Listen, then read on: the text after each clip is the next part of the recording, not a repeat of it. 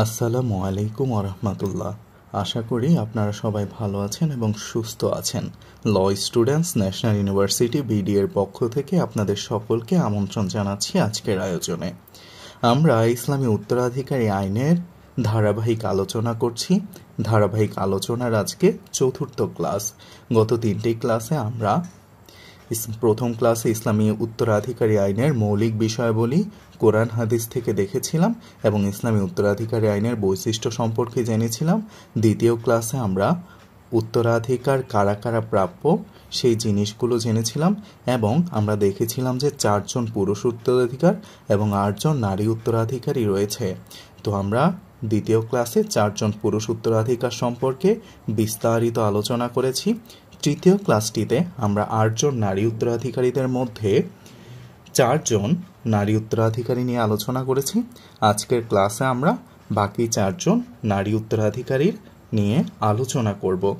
গত ক্লাসে আমরা আলোচনা করেছিলাম কাদের কাদের নিয়ে, আপনাদের কি মনে আছে? আমরা প্রথমত গত ক্লাসে স্ত্রীকে নিয়ে আলোচনা করেছিলাম নারী উত্তরাধিকারীদের মধ্যে। দ্বিতীয়ত আমরা কন্যাকে নিয়ে আলোচনা করেছিলাম। তৃতীয়ত আমরা পুত্রের কন্যাকে নিয়ে আলোচনা করেছিলাম, পুত্রের কন্যা। আর চতুর্থত আমরা সহধরা বোন নিয়ে আলোচনা করেছিলাম। এই 4 শ্রেণীর নিয়ে আলোচনা আমাদের সম্পূর্ণ হয়েছে এবং আজকে আমরা আরও 4 শ্রেণীর নিয়ে আলোচনা করব। আশা করি আপনারা খাতা কলম নিয়ে আমাদের সাথে এই আলোচনায় অংশগ্রহণ করবেন, মনোযোগ দিয়ে দেখবেন এবং শুনবেন। এই ক্লাস থেকে আপনারা অবশ্যই ইনশাআল্লাহ উপকৃত হবেন। আসুন আজকের আয়োজনটি শুরুকরণ করা যাক। চলুন শুরু করি। আজকে আমরা প্রথম যার অবস্থা দেখব সেটি বৈমাত্রীয় বোন। আপনাদের অনেকেরই প্রশ্ন জাগতে পারে যে বৈমাত্রীয় আবার কারা? বৈ মানে ভিন্ন, বৈ মানে কি? ভিন্ন। আর মাতৃয় মানে মাতা।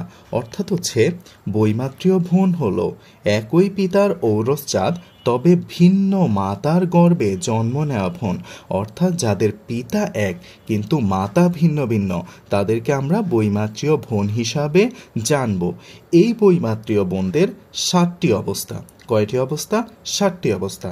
আসুন আমরা ধারাবাহিকভাবে এই 7টি অবস্থা সম্পর্কে ধারণা লাভ করি। এই 7টি অবস্থা জানতে হলে আপনাদের অবশ্যই ধৈর্য ধরে সুন্দর মতো জানতে হবে।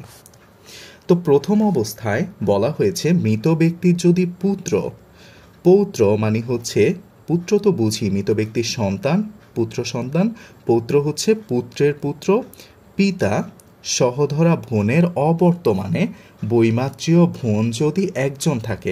দেখেন কারা কারা অবর্তমান। প্রথমে বলছে পৌত্র মানে মৃত ব্যক্তির নাতি, তারপর পিতা, আর সহধরা বোনের অবর্তমানে বৈমাত্রীয় বোন একজন থাকলে ওই বোন সম্পূর্ণ সম্পত্তির অর্ধাংশ পাবে। অর্থাৎ একজন বৈমাত্রীয় বোন যখন থাকে এবং পুত্র পৌত্র পিতা সহধরা বোন যখন না থাকবে, তখন মৃত ব্যক্তির সম্পূর্ণ সম্পত্তিতে ওই বৈমাত্রীয় বোন একজন হলে অর্ধাংশ লাভ করবে। ঠিক আছে, 2 ভাগের 1 অংশ লাভ করবে। আসুন আমরা একটা উদাহরণের মাধ্যমে একটু দেখি। ধরেন একজন মৃত ব্যক্তি যার নাম ক। ঠিক আছে, তো এই মৃত ব্যক্তির ধরেন যে একজন বৈমাত্রীয় বোন আছে, বৈমাত্রীয় বোন, আর যেহেতু পুত্র পৌত্র পিতা এবং সহধরা বোন এরা থাকতে পারবে না, সুতরাং আমরা ধরে নিলাম যে আরেকজন চাচা আছে। এখন বৈমাত্রীয় বোনের সাথে যেহেতু পুত্র পৌত্র পিতা সহধরা বোন নেই, সেহেতু বৈমাত্রীয় বোন সম্পূর্ণ সম্পদের অর্ধাংশ পাবে। যদি আমরা সম্পূর্ণ সম্পদ ধরে নেই যে 1, তাহলে বৈমাত্রীয় বোন পেল অর্ধাংশ, আর এই চাচা পেল দেখুন আসাবা হিসাবে বাকি অংশ। আসাবা বলুন তো কি? হ্যাঁ, আসাবা অবশিষ্ট ভোগের আরবি শব্দটি আসাবা। এই আসাবা হিসাবে বাকি অংশ অর্থাৎ আরো অর্ধেক চাচা পেয়ে গেল। এই হাফ আর এই হাফ মিলে সম্পূর্ণ সম্পত্তি 1 হয়। এবার আসুন যে আমরা অবস্থা 2 দিকে একটু দেখি। অবস্থা 2 বলা হয়েছে মৃত ব্যক্তির পুত্র পৌত্র পিতা সহধরা বোনের অবর্তমানে বৈমাত্রীয় বোন 2 বা ততোধিক থাকলে ওই বোনরা সম্পূর্ণ সম্পত্তির 2/3 লাভ করবে। এখানেও শর্ত দিয়েছে যে মৃত ব্যক্তির পুত্র থাকতে পারবে না, পৌত্র বা নাতি থাকতে পারবে না, পিতা থাকতে পারবে না বা সহধরা বোন থাকতে পারবে না। তখন কি হবে? বৈমাত্রীয় বোন যদি 2 বা ততোধিক থাকে তাহলে ওই বোনেরা সম্পূর্ণ সম্পত্তির 2/3 বা 3/2 লাভ করবে। অর্থাৎ এবার যদি আমরা দেখি যে মৃত ক তার সম্পূর্ণ সম্পত্তি ধরা হয় যদি 6, তাহলে দেখেন কে কে আছে। এবার আছে হচ্ছে বই মাত্রেয় বোন 2 জন। যেহেতু পুত্র পৌত্র পিতা সহধরা বোন থাকবে না, সেহেতু আমরা ধরে নিলাম যে আর চাচা আছে। ঠিক আছে, এমতো অবস্থায় দেখেন 6 ক্ষেত্রে হচ্ছে তাহলে পূর্ণাঙ্গ সম্পত্তি হচ্ছে আমাদের 6 এর কত অংশ পাবে? 2 জন যেহেতু আছে সেহেতু 3/2 অর্থাৎ হচ্ছে 3 দুগুণে কাটাকাটি করলে 6, এই 2 আর এই 2 গুণ করলে হচ্ছে 4। 2 বোন মিলে পেল 4, আর চাচা হচ্ছে আসাবা হিসাবে পেল হচ্ছে বাকি 2 অংশ, অর্থাৎ আসাবা বা অবশিষ্ট ভোগী হিসাবে বাকি 2 অংশ।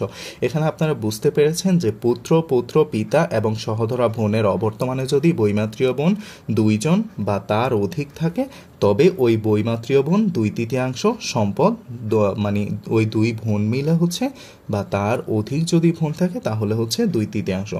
আমরা দেখলাম যে একজন থাকলে যখন পুত্র পৌত্র পিতা এবং সহধরা বোন বর্তমান না থাকে তখন একজন মাত্র, বৈমাত্রীয় বোন থাকলে অর্ধেক অংশ লাভ করে এবং 2 বা ততোধিক বোন থাকলে হচ্ছে 2/3 সম্পদ লাভ করে। আশা করি এই অবস্থাটি বুঝতে পেরেছেন। এবার আসেন যে অবস্থা 3, মৃতের সহধরা 1 বোনের বর্তমানে বৈমাত্রীয় বোনেরা সম্পূর্ণ সম্পত্তির 1/6 লাভ করে। এতক্ষণ আমরা দেখেছিলাম যে মৃত ব্যক্তির পুত্র পৌত্র পিতা বা হচ্ছে সহধরা বোন কেউই নেই। এখন আমরা তৃতীয় অবস্থায় এসে দেখলাম যে মৃত ব্যক্তির একজন বোন আছে। কি ধরনের বোন?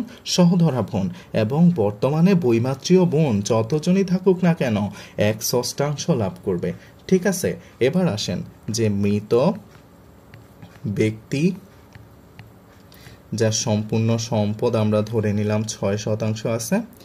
এখন মৃত ব্যক্তির এতক্ষণ কিন্তু আমরা পিতা পুত্র তারপরে হচ্ছে পৌত্র এবং সহধরা বোনকে দেখিনি। এখন বলেছে যে সহধরা বোন কতজন আছে? 1 জন। ঠিক আছে, আর হচ্ছে বৈমাত্রীয় বোন ধরলাম, বৈমাত্রীয় বোন আছে, আর হচ্ছে চাচা আছে। একবার লক্ষ্য করুন যে সহধরা বোন 1 জন, বৈমাত্রীয় বোন হচ্ছে 1 জন, আর হচ্ছে চাচা আছে। এখন বৈমাত্রীয় বোন 1 জন পাবে সম্পূর্ণ সম্পত্তি 6 এর 6/1 এই যে 6/1। ঠিক আছে, তাহলে এ পেল 1, আর হচ্ছে সহধরা বোন কত পায় 1 জন হলে? বলেন তো আপনারা, দেখি পারেন কিনা। 6 এর যেহেতু 1 জন আছে সেহেতু হচ্ছে অর্ধাংশ লাভ করবে। 3 দুগুণে 6 মানে হচ্ছে 3। হ্যাঁ, তো 3 আর 1 4, তাহলে হচ্ছে অবশিষ্ট ভোগী হিসাবে চাচা আসাবা বা অবশিষ্ট ভোগী হিসাবে বাকি সম্পদ লাভ করবে। বাকি সম্পদ থাকে হচ্ছে 2। 2 আর 1 হচ্ছে 3, 3 3 হচ্ছে 6, এই যে মোট সম্পদ 6। কিভাবে? মৃত ব্যক্তির যখন একজন সহধরা বোন থাকবে তখন বৈমাত্রীয় বোনেরা সম্পূর্ণ সম্পত্তির 1/6 লাভ করবে। আশা করি আপনারা বুঝতে পেরেছেন। এবার আসেন অবস্থা 4। এতক্ষণ আমরা দেখলাম যে একজন সহধরা বোন আছে। এখন 3 নম্বর অবস্থায় দেখেছি 1 জন। এখন 4 নম্বর অবস্থায় মৃত ব্যক্তির যদি 2 বা ততোধিক সহধরা বোনের বর্তমান থাকে।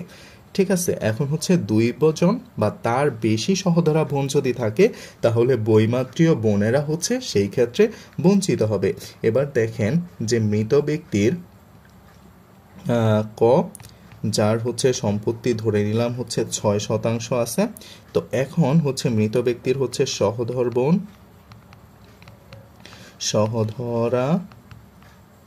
বোন আছে হচ্ছে 2 জন, বৈমাত্রীয়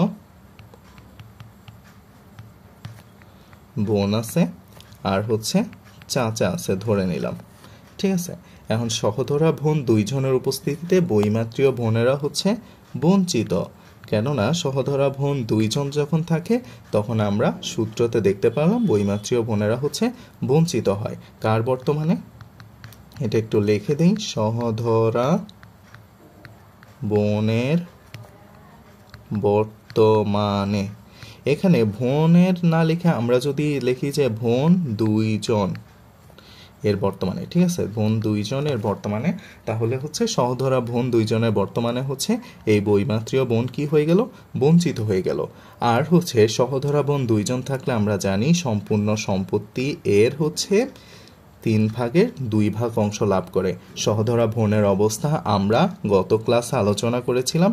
আপনারা যারা ক্লাসগুলো করবেন তারা ধারাবাহিকভাবে করলে ইনশাল্লাহ উপকৃত হবেন। 3/6 ইজিক্যাল টু হচ্ছে 2 ইন্টু 2 ইজিক্যাল টু এই যে 2, ঠিক আছে, আর এটা কাটাকাটি করলে 2, তাহলে হচ্ছে 2 ইন্টু 2 কত হয়? 4 হয়। 4 হওয়ার পর আমরা দেখলাম যে 2% জায়গা অবশিষ্ট রয়ে গেছে, তখন হচ্ছে চাচা কি হবে? আসাবা বা অবশিষ্ট ভোগী হিসাবে এই 2% জায়গা পেয়ে যাবে, ঠিক আছে। তো 4 আর 2 হচ্ছে এই যে 6 হলো। এখানে বৈমাত্রীয় বোন বঞ্চিত কখন? আবার দেখেন যে 2 বা ততোধিক সহধরা বোনের বর্তমানে হচ্ছে বৈমাত্রীয় বোন হচ্ছে বঞ্চিত হয়ে যায়। এবার অবস্থা 5-এর দিকে আসি। আশা করি আপনারা 4টি অবস্থা ক্লিয়ারলি বুঝতে পেরেছেন। বৈমাত্রীয় বোন যখন একজন হবে তখন অর্ধাংশ পাবে, বৈমাত্রীয় বোন যখন 2জন হবে তখন 2/3 পাবে। কোন কোন ক্ষেত্রে? যখন হচ্ছে পুত্র, পৌত্র, পিতা এবং সহধরা বোন অবর্তমান। এরপরে তৃতীয় অবস্থায় আমরা দেখেছিলাম বৈমাত্রীয় বোন যখন একজন বা তার বেশি হবে, কিন্তু তাদের সাথে যদি সহধরা বোন একজন থাকে তাহলে হচ্ছে বৈমাত্রীয় বোনেরা হচ্ছে সম্পূর্ণ সম্পত্তি 6/1 লাভ করে। আর হচ্ছে অবস্থা 4-এ দেখলাম যে বৈমাত্রীয় বোন যদি 2 বা ততোধিক হয় তাহলে হচ্ছে বৈমাত্রীয় বোন এর উপস্থিত আছে এবং তার সাথে যদি 6 জন তার সাথে যদি 2 বা ততোধিক সহধরা বোন থাকে তাহলে হচ্ছে বৈমাত্রীয় বোনেরা হচ্ছে বঞ্চিত হবে। আশা করি আপনারা ওই 4টি অবস্থা বুঝতে পেরেছেন। এবার পঞ্চম অবস্থায় আসি, অবস্থা 5। মৃতের 2 বা ততোধিক সহধরা বোনের সাথে যদি বৈমাত্রীয় বোনের সাথে বৈমাত্রীয় ভাইও থাকে তাহলে উভয় মিলে অবশিষ্ট ভোগী বা আসাবা হবে, ঠিক আছে। ধরেন যে এখন মৃতের 2 বা ততোধিক সহধরা বোন আছে এবং এর সাথে হচ্ছে বৈমাত্রীয় বোন আছে, আর হচ্ছে এদের সাথে বৈমাত্রীয় বোনদের সাথে তার একটা ভাইও আছে, তাহলে হচ্ছে যে সে হচ্ছে অবশিষ্ট ভোগী। এই বৈমাত্রীয় বোনেরা এবং বৈমাত্রীয় ভাই মিলে অবশিষ্ট ভোগী বা আসাবা হবে। এবার আমরা যদি এটার একটা উদাহরণ দেখি, দেখেন মৃত ব্যক্তি হচ্ছে কয়ের ধরলাম যে 6% জায়গা আছে। এবার আমরা হচ্ছে সহধরা বোন 2জন ধরলাম, ঠিক আছে, সহধরা বোন 2জন, বৈমাত্রেয় ভাই আছে, আর হচ্ছে কে আছে? বৈমাত্রেয় বোন আছে। এবার সহধরা বোন 2জন পায় যদি 6/3 অংশ, এই 3 দিয়ে 6কে কাটাকাটি করলে 2, আর এই বৈমাত্রীয় ভাই বোন হচ্ছে কিভাবে সম্পত্তি পাবে? আসাবা হিসাবে, মানে হচ্ছে অবশিষ্ট ভোগী হিসাবে বাকি সম্পত্তি তাদের কাছে চলে যাবে। 2 দুগুণে এইখানে কিন্তু 4 হবে, ঠিক আছে, 2 দুগুণে 4, আর আসাবা হিসাবে এরা হচ্ছে 2% সম্পদ লাভ করবে। 4 আর 2 মিলে এই যে 6 হলো। এই ধারাটি আবার একটু বোঝার চেষ্টা করুন। এই অবস্থাটি 2 বা ততোধিক সহধরা বোন, এই যে 2জন সহধরা বোনের উপস্থিতিতে যখন বৈমাত্রীয় বোনের সাথে বৈমাত্রীয় ভাইও থাকবে, বৈমাত্রীয় ভাইও আছে, বৈমাত্রীয় বোনও আছে, তখন উভয় মিলে এই বৈমাত্রীয় ভাই বোন উভয় মিলে অবশিষ্ট ভোগী বা আসাবা হয়, ঠিক আছে। এই তারা 2জন মিলে হচ্ছে বাকি সম্পত্তি লাভ করলো। আশা করি আপনারা এটি বুঝতে পেরেছেন। এবার অবস্থা 6 যদি আমরা আসি, যে মৃত ব্যক্তির কন্যা ও পুত্রের কন্যার উপস্থিতিতে বৈমাত্রীয় বোন অবশিষ্ট ভোগী হিসাবে সম্পদ লাভ করে, ঠিক আছে। এটা হচ্ছে যে মৃত ব্যক্তির কন্যা, দেখেন যে কন্যা এবং পুত্রের কন্যার উপস্থিতিতে বৈমাত্রীয় বোন অবশিষ্ট ভোগী হিসাবে সম্পদ লাভ করে। ঠিক আছে, কে কে আছে? কন্যা আছে, আর হচ্ছে পুত্রের কন্যার উপস্থিতিতে বৈমাত্রীয় বোন অবশিষ্ট ভোগী হিসাবে সম্পদ লাভ করে। এখন আমরা উদাহরণটা দিলে আপনারা আরেকটু ক্লিয়ার হবেন। দেখেন, মৃত একজন ব্যক্তি, তার হচ্ছে এতক্ষণ আমরা দেখেছিলাম সহোদরা বোন নেই, সহোদরা বোন আছে, এমন অবস্থা দেখলাম হচ্ছে 5টি। ঠিক আছে, তো এখন আছে মৃত ব্যক্তির এই 6 নম্বর অবস্থায় এসে মৃত ব্যক্তির কন্যা আছে, তারপরে হচ্ছে পুত্রের কন্যা আছে, তারপরে হচ্ছে আর হচ্ছে বৈমাত্রেয় বোন আছে। ঠিক আছে, এবার হচ্ছে কন্যা পাবে, মৃত ব্যক্তির কন্যা কত অংশ পায় বলেন তো? পুরো সম্পত্তি 6 যদি ধরে নেই আমরা, তাহলে হচ্ছে 6 এর কত অংশ? অর্ধাংশ। এক কন্যা থাকলে অর্ধাংশ। ঠিক আছে, তো এখানে 3। পুত্রের কন্যা যদি একজন হয় মৃত ব্যক্তির, তাহলে হচ্ছে সেখানে হচ্ছে 6 ভাগের 1 অংশ লাভ করে। ঠিক আছে, তো এই 6 ভাগের, এটা কিন্তু আমরা আগে পড়েছি, 6 ভাগের 6 কাটা গেলে থাকে হচ্ছে 1, 1 1 1, 3 আর 1 হচ্ছে 4। এবার আসেন যে বৈমাত্রীয় বোন কি হলো? আসাবা হিসাবে হচ্ছে বাকি যে 2 শতক সম্পত্তি থাকে, সেই 2 শতক সম্পত্তি অবশিষ্ট ভোগী হিসাবে লাভ করবে।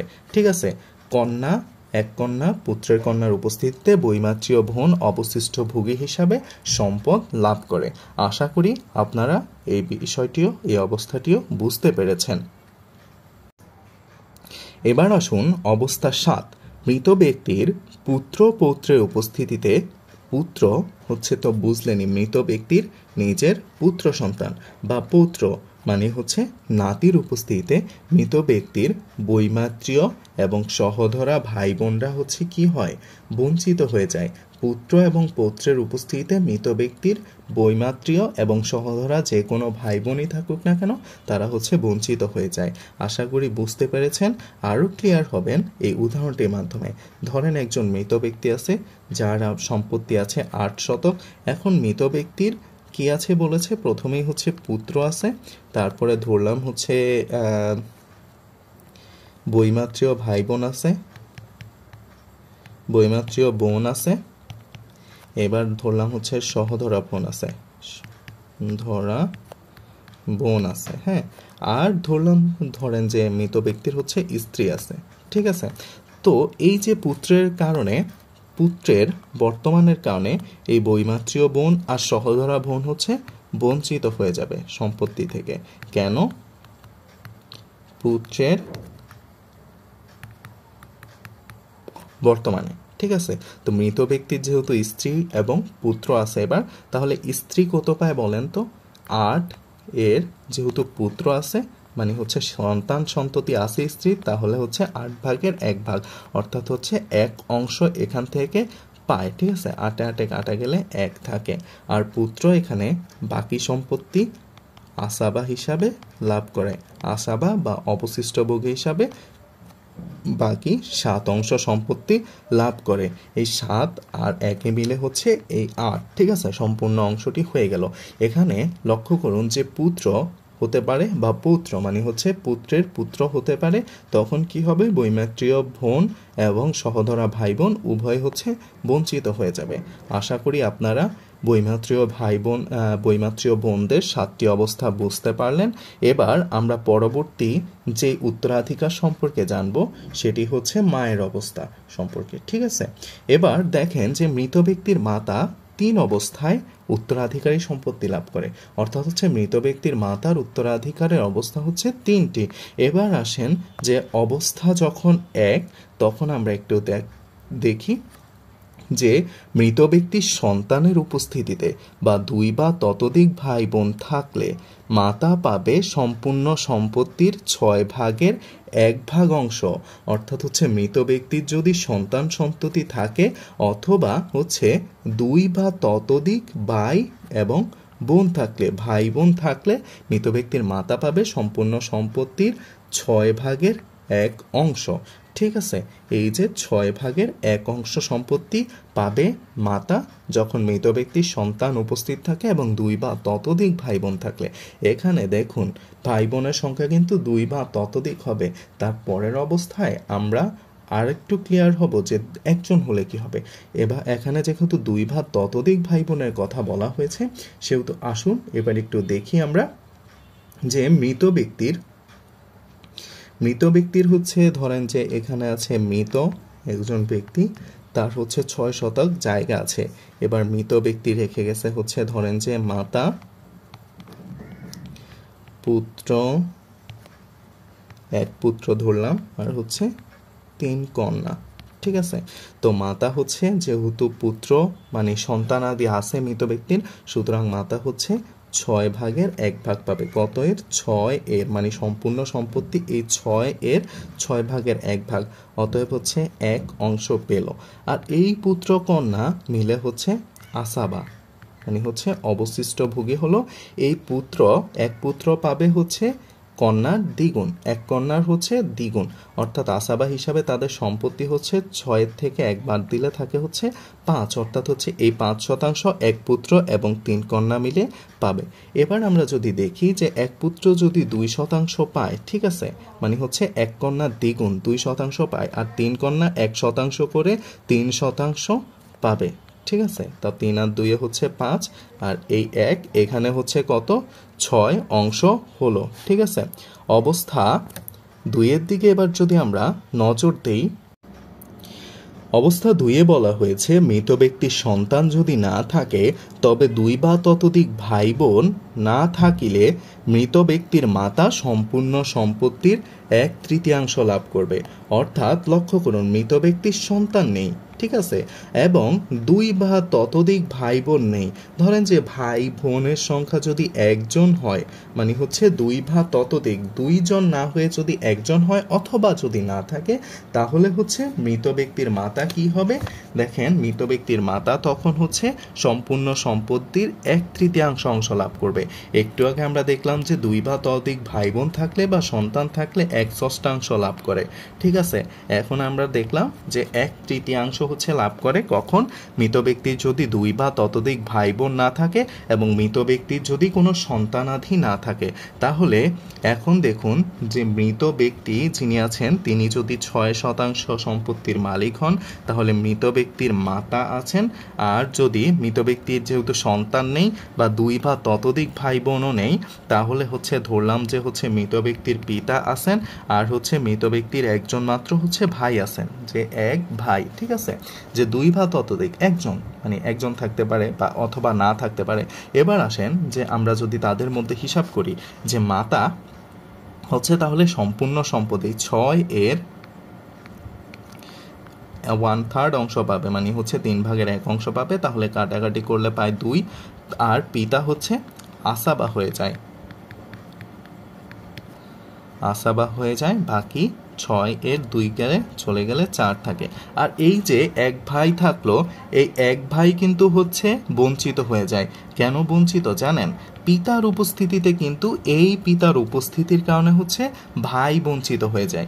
এই পিতার সন্তান কিন্তু এই ভাই, এই পিতার সন্তান কিন্তু এই মৃত ব্যক্তি। ঠিক আছে, তো পিতার উপস্থিতিতে সন্তান কখনো সম্পত্তি লাভ করতে পারে না। ঠিক আছে, বুঝতে পেরেছেন? এই যে ভাই, মৃত ব্যক্তির ভাই হলো, এই ভাই কিন্তু এই পিতারই কিন্তু সন্তান। আশা করি আপনারা এই বিষয়টি বুঝতে পেরেছেন। এবার আসেন যে আমরা যদি তৃতীয় অবস্থার দিকে ধাবমান হই, মাতার তৃতীয় অবস্থা, মৃত ব্যক্তির স্বামী বা স্ত্রী বর্তমানে যদি মৃত ব্যক্তি সন্তানহীন হয় এবং 2 বা ততোধিক ভাই বোন না থাকে, তবে স্বামী বা স্ত্রীকে তাদের নির্দিষ্ট অংশ দেওয়ার পর মাতাকে অবশিষ্ট সম্পত্তির 3/1 অংশ দেওয়া হবে। ঠিক আছে, মাতা হচ্ছে যখন হচ্ছে স্বামী স্ত্রী থাকবে, আমরা দ্বিতীয় অবস্থায় দেখলাম যে এখানে স্বামী স্ত্রী নাই, নাই, সেই জন্য হচ্ছে সম্পূর্ণ সম্পত্তির 1/3 লাভ করেছে। আর অবস্থা 3-এ দেখলাম যে মৃত ব্যক্তির স্বামী স্ত্রী বর্তমানে যদি মৃত ব্যক্তি সন্তানহীন হয় অথবা 2 বা ততোধিক ভাই বোনও নাই, সন্তানহীন 2 জন ভাই বোনও নাই, তাহলে হচ্ছে স্বামী বা স্ত্রীকে যে অংশ দেওয়া হবে সে অংশ দেওয়ার পর অবশিষ্ট সম্পত্তি 3 ভাগের 1 ভাগ হচ্ছে কত, 3 ভাগের 1 ভাগ, অর্থাৎ হচ্ছে 3 ভাগের 1 ভাগ হচ্ছে ওই মৃতের মাতা লাভ করবে। ঠিক আছে, আমরা এখানে উদাহরণটি তাহলে 2টা উদাহরণ দিয়ে বোঝানোর চেষ্টা করি। একটা স্বামীর উপস্থিতিতে দেওয়ার চেষ্টা করি এবং একটা হচ্ছে স্ত্রীর উপস্থিতিতে দেওয়ার চেষ্টা করি। ধরেন যে মৃত একজন ব্যক্তি আছে যার 6% জায়গা আছে, এখন তার হচ্ছে স্বামী, ধরেন যে মৃতা, অর্থাৎ স্বামী হলে তো মৃতা হবে, ঠিক না? তো স্বামী, পিতা আর হচ্ছে মাতা আছে, ঠিক আছে? এখন হচ্ছে স্বামীরকে দিয়ে তারপরে হচ্ছে মাতাকে দিতে হবে, অর্থাৎ স্বামী পায় 6, এর যেহেতু সন্তানাদি নাই মৃতের, এই যে মৃতের সন্তানাদিহীন, তাহলে 6 এর মধ্যে স্বামী পাবে হচ্ছে অর্ধাংশ। আমরা স্বামীর 2টা অবস্থা পড়েছিলাম, মৃতের যদি সন্তানাদি না থাকে তাহলে মৃতার স্বামী পাবে অর্ধাংশ, আর যদি সন্তানাদি থাকে তাহলে 4 ভাগের 1 অংশ। আপনাদের নিশ্চয়ই মনে আছে যদি আগের ক্লাসগুলো করে থাকেন। তাহলে হচ্ছে এখানে 2 দিয়ে কাটলে থাকে হচ্ছে 3। এবার এই যে 3, ঠিক আছে, এই 3 থেকে 6 থেকে 3 চলে গেল, আছে আর হচ্ছে 3, মানে হচ্ছে অবশিষ্ট আছে আর হচ্ছে 3 এর কত অংশ, 3 ভাগের 1 অংশ। ঠিক আছে, 3-এ কাটা গেলে থাকে হচ্ছে 1। ঠিক আছে, এই 3 আর 1 মিলে এই যে আমরা কিন্তু দেখেন যে অবশিষ্ট সম্পত্তি থেকে 3 ভাগের 1 ভাগ কিন্তু মাকে দিয়েছি। এই যে 6 থেকে হাফ দিয়ে দিলাম স্বামীকে, তাহলে স্বামী পেল 3, তাহলে 6 বিয়োগ 3 ইজিক্যাল টু হচ্ছে 3। ঠিক আছে, তো এই 3 এর 3 ভাগের 1 ভাগ ইজিক্যাল টু হচ্ছে 1। আর পিতা এখানে হচ্ছে যেহেতু 3 আর 1 4 সম্পত্তিটা আছে, এখন পিতা বাকি সম্পত্তি আসাবা হিসাবে লাভ করবে, অর্থাৎ পিতা আসাবা হিসাবে বাকি যে 2% সম্পদ থাকে সেই 2% সম্পদ হচ্ছে পিতা লাভ করবে। এবং এবার যদি আমরা এই অবস্থা 3-এ এখানে আমরা স্বামী দিয়ে দেখলাম, এবার আসেন যে স্ত্রী দিয়ে একটা দেখি। যে মৃত ব্যক্তি যে হচ্ছে ধরেন যে 12% সম্পদ রেখে গেল, মৃত, যেহেতু পুরুষ মানুষ একটু বেশি সম্পদ দিলাম আর কি। স্ত্রী রেখে গেছে, পিতা রেখে গেছে, আর হচ্ছে মাতা রেখে মারা গেছে। এবার কি করতে হবে, এই যে 12 সম্পূর্ণ সম্পদ, এর থেকে স্ত্রীকে দিয়ে দিতে হবে হচ্ছে কত ভাগ? আপনারা জানেন যে মৃত ব্যক্তির যদি সন্ততি না থাকে তাহলে স্ত্রী পায় 4 ভাগের 1 ভাগ। ঠিক আছে, 12 এর 4 ভাগের 1 ইজিক্যাল টু কত, 3-4 হচ্ছে 12, 3%। ঠিক আছে, তো এই যে 12 থেকে আমরা 3 বিয়োগ দিলে কত থাকে বলেন তো? 9 থাকে। ঠিক আছে, এই অবশিষ্ট যেই সম্পত্তি 9, এই 9 এর থেকে মাতাকে দিতে হবে, যেহেতু সন্তানাদি বা 2 ভাই বোন নেই সেহেতু মাতাকে দিতে হবে 3 ভাগের 1 ভাগ অংশ, তাহলে 3 ত্রিকা হচ্ছে 9, 3। এবার আসেন 3-এ হচ্ছে 6, আর হচ্ছে যেহেতু আরও 6% সম্পদ বাকি থেকে যায় সেহেতু পিতা হচ্ছে আসাবা হিসাবে বাকি সম্পদ, মানে হচ্ছে অবশিষ্ট ভোগী হিসাবে বাকি যে সম্পদ 6, সেই 6% সম্পদ হচ্ছে পিতা লাভ করলো। আশা করি আপনারা এই অবস্থাটিও বুঝতে পেরেছেন।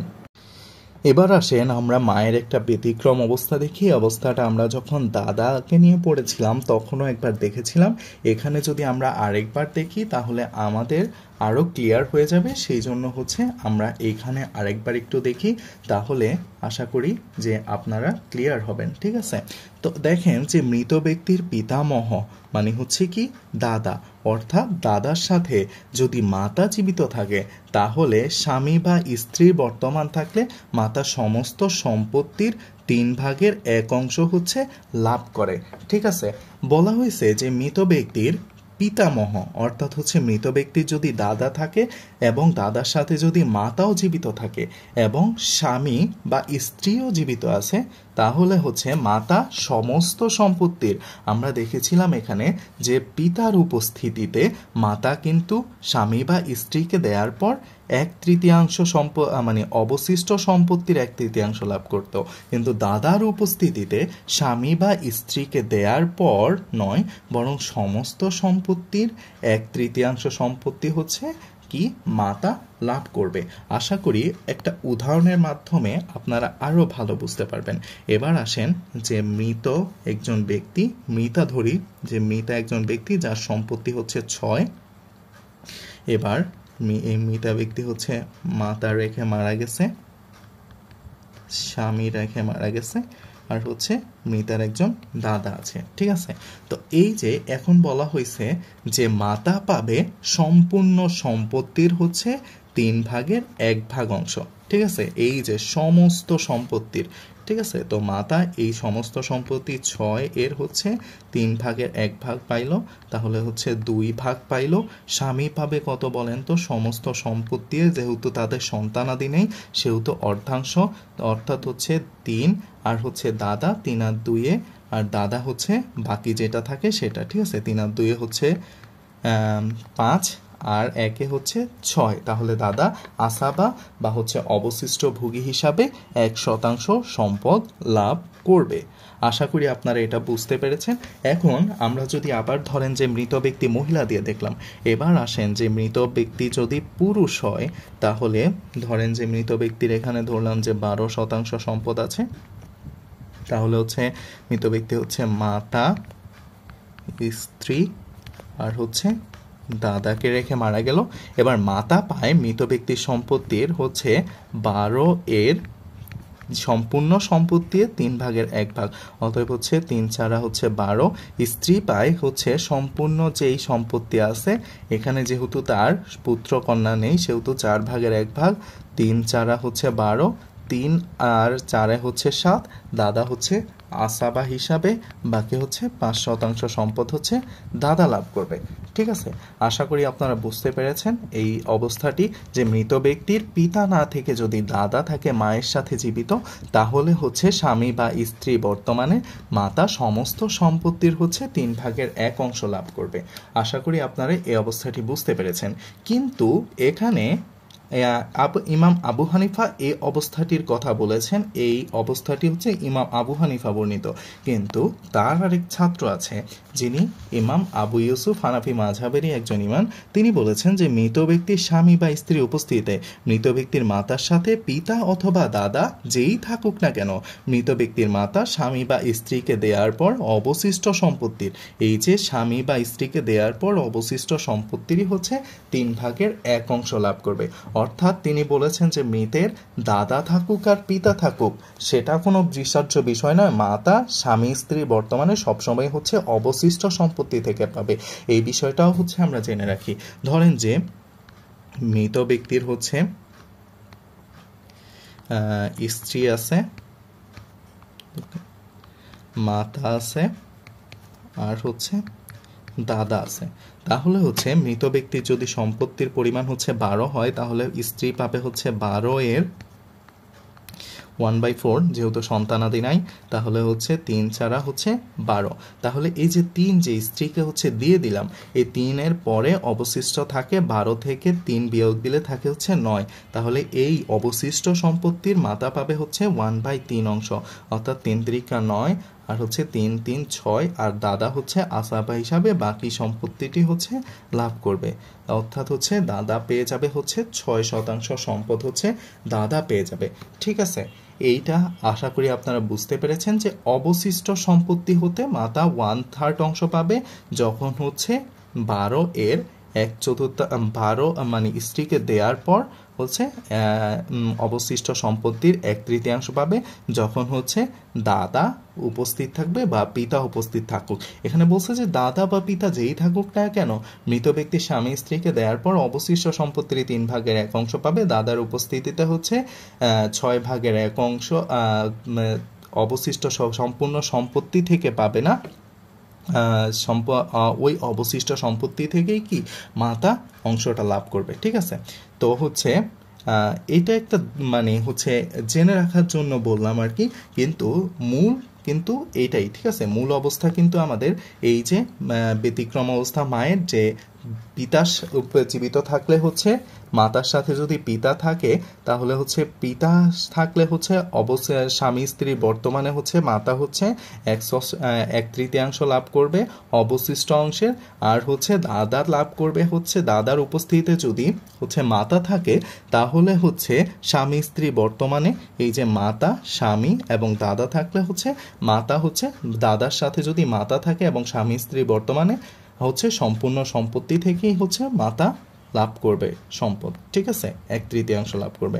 আশা করি আপনারা মায়ের অবস্থাটা সম্পর্কে ক্লিয়ার হলেন। এবার হচ্ছে দাদি বা নানির অবস্থায় একটু আসি আমরা। এটি আমাদের সর্বশেষ অবস্থা, অর্থাৎ হচ্ছে মহিলাদের যে 8 অবস্থা রয়েছে, 8ম অবস্থা এটি। আরেকটি অবস্থা আছে যে বৈপিত্রীয় ভাই বোন। হ্যাঁ, বৈপিত্রীয় ভাই বোন নিয়ে কিন্তু আমরা পুরুষের অবস্থায় আলোচনা করে ফেলেছি। সুতরাং ওই বৈপিত্রীয় ভাই বোনের অবস্থা পুরুষ এবং নারীর অবস্থা হচ্ছে সেম, সেই জন্য ওইটা আর আমরা আলোচনা করলাম না। এবার 8ম যে অবস্থা দাদি নানির অবস্থা, এই দাদি নানি ইলমুল ফারাইজের ক্ষেত্রে দাদি নানির অবস্থা হচ্ছে 3টি। কয়টি অবস্থা দাদি নানির? 3টি অবস্থা। প্রথম অবস্থা, মৃত ব্যক্তির যদি পিতার উপস্থিত থাকে, এখানে দেখেন যে মাথা আসছে, হবে যে মাতার উপস্থিত থাকে তাহলে হচ্ছে পিতা বা মাতার উপস্থিতিতে দাদিগণ বঞ্চিত হয়। অর্থাৎ হচ্ছে পিতা থাকুক আর হচ্ছে মাতা থাকুক, সেই ক্ষেত্রে হচ্ছে দাদিগণ হচ্ছে বঞ্চিত হয়। কখন? মৃত ব্যক্তির পিতা বা মাতার উপস্থিতিতে দাদিগণ হচ্ছে বঞ্চিত হয়। অর্থাৎ হচ্ছে ধরে নিলাম হচ্ছে, ধরেন উদাহরণ একটা দেই আপনাদেরকে, মৃত ব্যক্তির 1% সম্পদ আছে, তখন মৃত ব্যক্তির পিতা আছে, দাদি আছে, নানি আছে। ঠিক আছে, তো এই দাদি নানি হচ্ছে তখন কি হয়ে যাবে? বঞ্চিত হয়ে যাবে, কেননা পিতার উপস্থিতিতে। ঠিক আছে, আর পিতা হচ্ছে আসাবা হিসাবে সম্পূর্ণ সম্পত্তিটি পিতার কাছে চলে যাবে। ঠিক আছে, বঞ্চিত কেন? দাদি নানি পিতার বর্তমানে বঞ্চিত।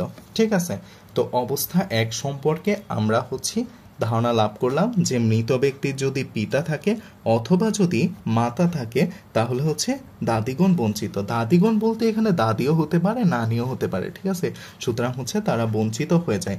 দ্বিতীয় অবস্থা, মৃত ব্যক্তির দাদি নানি মৃতের পরিত্যক্ত সম্পত্তিতে হচ্ছে 6/1 উত্তরাধিকারী হিসাবে লাভ করবে।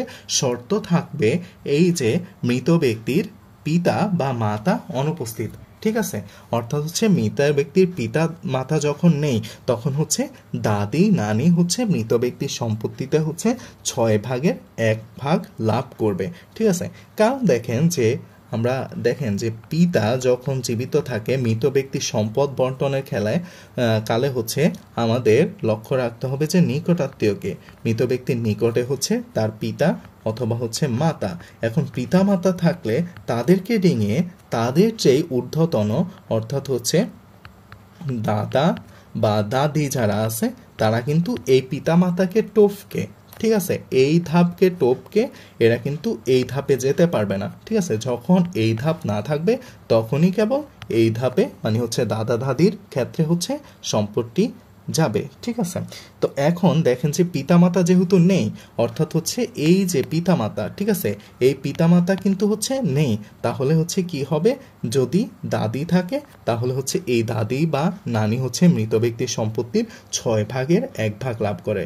এখন আমরা একটু উদাহরণ দিয়ে দেখার চেষ্টা করি যে মৃত ব্যক্তি আছে একজন, তো এই মৃত ব্যক্তি পুত্র আছে একজন, আর হচ্ছে মৃত ব্যক্তির দাদি আছে। ঠিক আছে, এখন পুত্র তো হচ্ছে অবশিষ্ট ভোগী হিসাবে সম্পদ লাভ করবে, তো দাদি যেহেতু আছে তো 6 যেহেতু মৃত ব্যক্তির পিতামাতা নেই তাহলে হচ্ছে 6/1 অংশ অর্থাৎ হচ্ছে 1 অংশ, আর পুত্র হচ্ছে অবশিষ্ট সম্পত্তি বা হচ্ছে অবশিষ্ট ভোগী হিসাবে বাকি যে সম্পত্তি আছে সেটা লাভ করবে।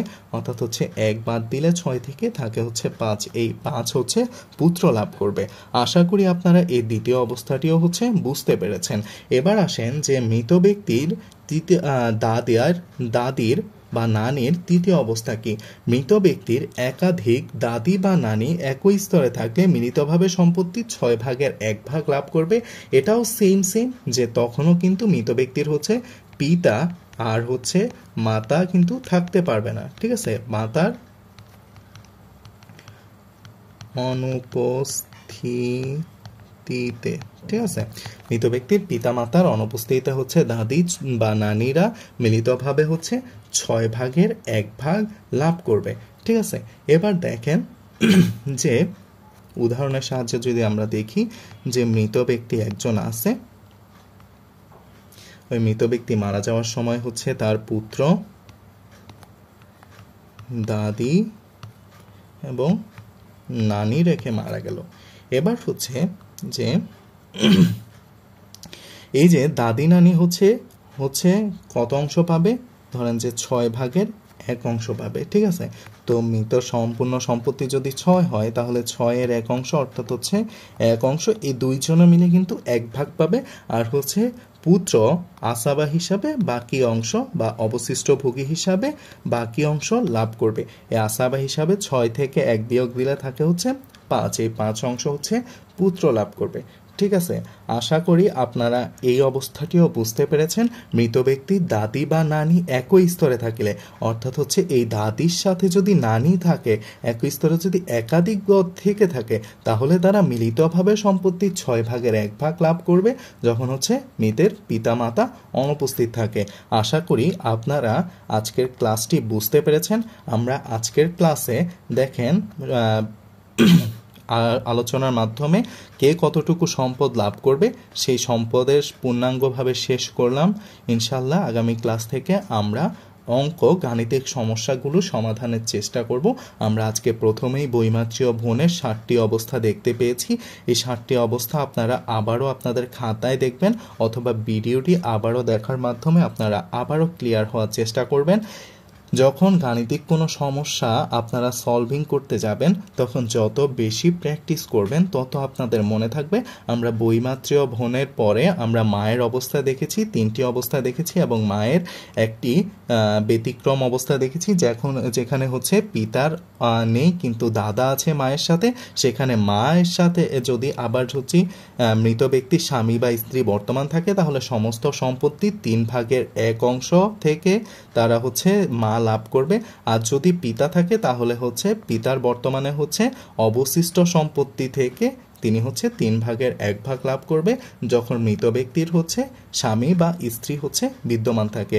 কিন্তু ইমাম ইউসুফ আবার বলেছেন যে না, মৃত ব্যক্তির পিতা হোক বা দাদা হোক যে কেউ উপস্থিত থাকলেই মৃত ব্যক্তির যদি স্বামী স্ত্রী থেকে থাকে তাহলে স্বামী স্ত্রীকে দেওয়ার পর অবশিষ্ট সম্পত্তি থেকেই হচ্ছে মাতা হচ্ছে 1/3 সম্পত্তি লাভ করবে। তারপর আমরা দাদি বা নানির অবস্থা দেখলাম, দাদি বা নানির 3টি অবস্থা আমরা দেখলাম।